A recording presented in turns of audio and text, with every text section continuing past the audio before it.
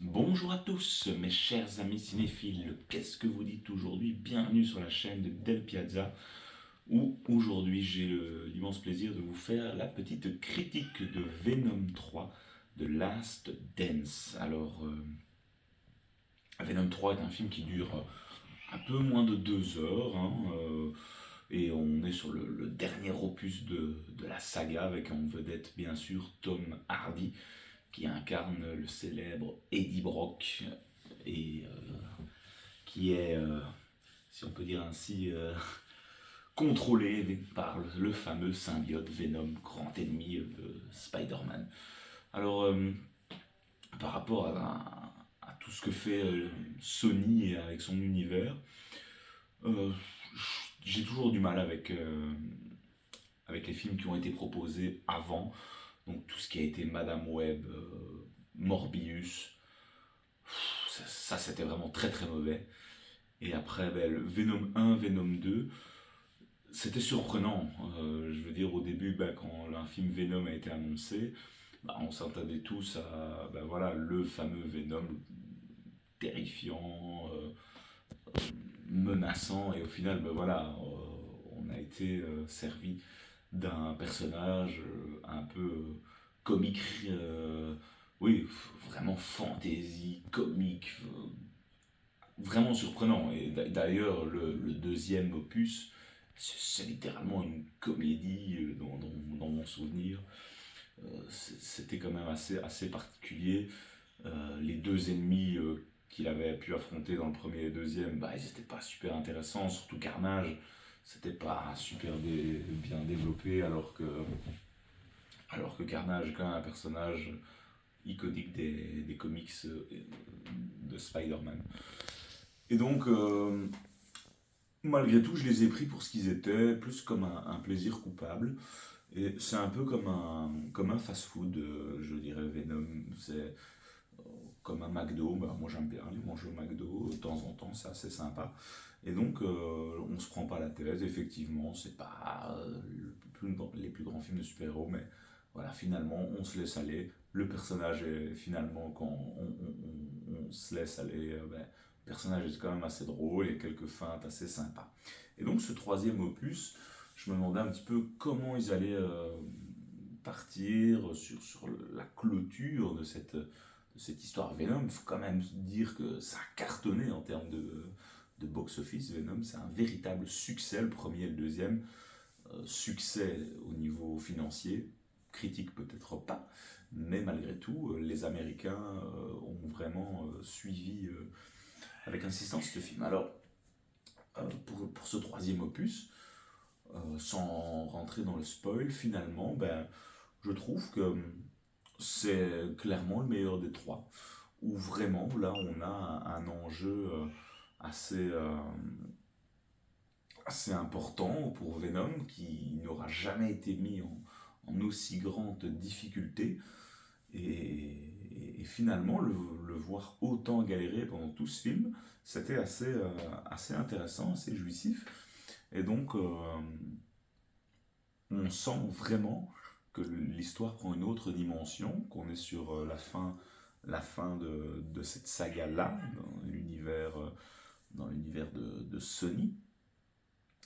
Et on se retrouve même parfois à avoir des petits moments assez touchants. Et donc, agréablement surpris, le film, c'est un petit voyage malgré tout aux États-Unis, donc on retrouve quand même différents lieux iconiques, hein. On va notamment à Vegas, on voit un petit peu New York, on voit un petit peu San Francisco, le Mexique.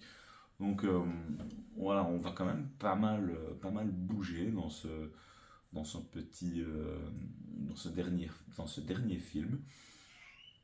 Et donc pour réellement rentrer un petit peu plus dans le spoil, cette fois-ci, ben, on va introduire le fameux personnage de Knull. Knull qui est un personnage surpuissant, c'est lui qui aurait créé les symbiotes. Et les symbiotes, ce sont tous alliés pour pouvoir l'enfermer et l'empêcher de pouvoir s'échapper. le seul moyen pour que Knull puisse retrouver la pleine possession de ses moyens, ben, c'est de trouver un certain vortex qui est. Enfin, je dis vortex ou codex, non, codex, n'importe quoi, codex, qui est, ben, je vous mets dans le mille, qui est ben, dans notre symbiote préféré, Venom. Donc, ben, Knull va envoyer les différentes créatures un peu partout dans les différents univers pour retrouver ce fameux codex. Des espèces d'aliens, xénophages, je pense qu'ils appellent ça, ou xénomorphes, on pourrait même dire. Finalement, c'est assez ressemblant aux créatures de Alien. Et donc, ben, voilà, on a tout le film Venom qui ne peut pas vraiment prendre la pleine possession de Eddie Brock. Donc, Eddie Brock doit un petit peu se débrouiller et on voit vraiment que ben, c'est quand même assez compliqué pour eux. Et pendant tout le film, ben, finalement, ils vont essayer de fuir un maximum ce fameux xénomorphe. Et puis, ben, il y a l'armée qui est à côté, avec ces deux scientifiques qui ben, voilà, sont un peu passionnés sur les symbiotes. On voit qu'il y a eu pas mal d'expériences qui ont été faites dans la zone 51. Et donc, bah, tout le monde va essayer de retrouver Venom. Et puis, bah, quand on va se rendre compte que finalement, on n'a pas le choix. On ne peut pas laisser Venom donner ce fameux codex. Le seul moyen, bah, c'est d'éventuellement le tuer. Et donc, au début, bah, les scientifiques vont essayer à un moment de l'aider. Il va avoir tous les symbiotes qui sont là, ils vont tous prendre possession d'un autre. Donc, on va avoir une petite bataille finale entre plusieurs symbiotes et ces fameuses créatures. Donc, ça, c'était assez chouette également à suivre. Et on a aussi bon, la petite famille là, qui espère un petit peu déjanter, qui essaye de voir un alien, le père un peu hippie, complètement déjanté. Bon, voilà, c'était pas non plus le rôle le plus iconique.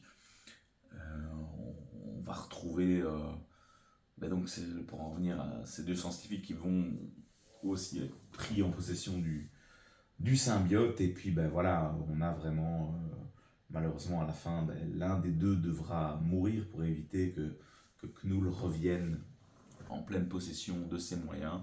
Et puis ben voilà, Venom, dans un moment un petit peu touchant quand même, dit à Eddie que ben voilà, il aurait aimé aller avec lui à New York, que c'était en gros ben voilà, son grand ami, ils avaient trouvé tout doucement une bonne alchimie, et donc Venom va se sacrifier pour Eddie, et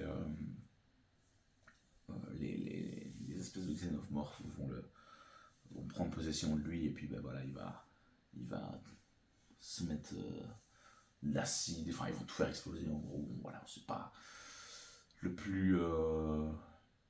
C'était assez prévisible, hein. Voilà, à un moment on comprenait bien qu'il y a un. Puis bon, déjà dans le titre de Last Dance, c'était assez significatif.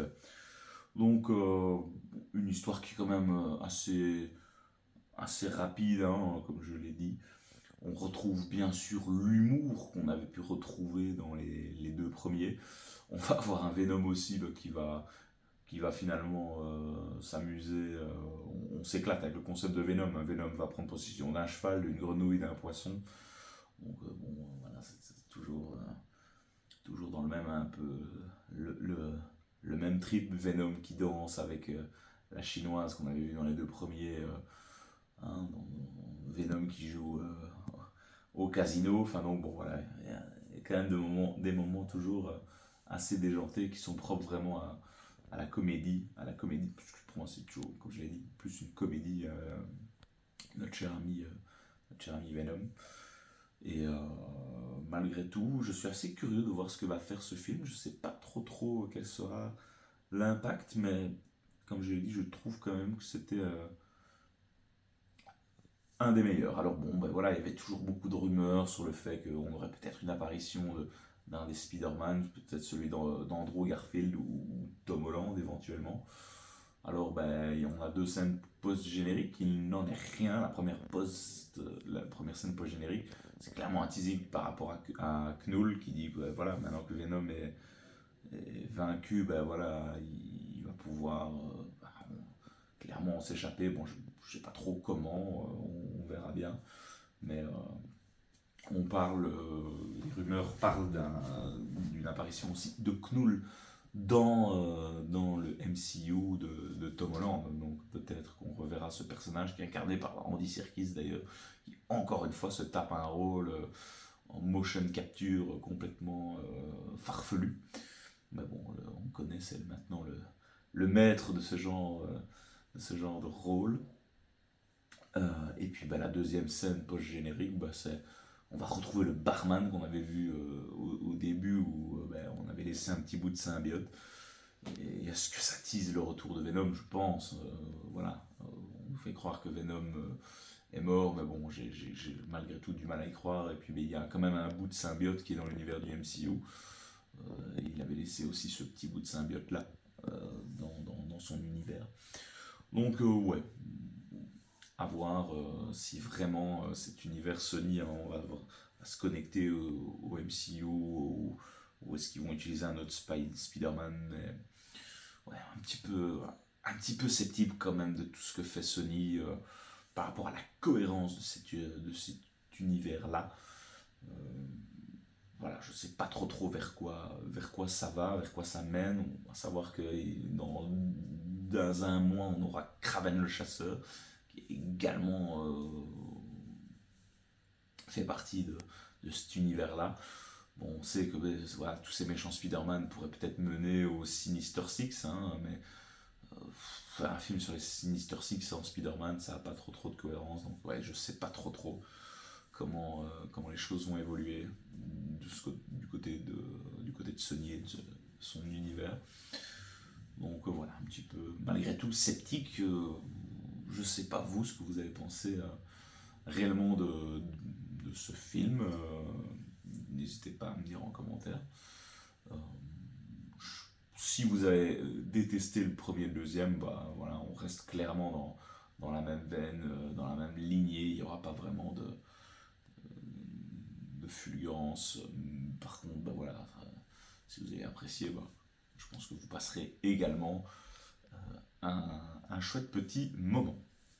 Voilà, bah écoutez, je vais en rester là, dites-moi en commentaire encore une fois ce que vous avez pensé de ce film-là, et puis bah on en discute tous ensemble dans la joie et la bonne humeur. On se retrouve très très vite sur la chaîne de Del Piazza, les amis. Il y a pas mal de choses qui arrivent niveau films et séries, et je suis impatient d'en débattre avec vous. A très vite les amis sur la chaîne de Del Piazza. Ciao ciao.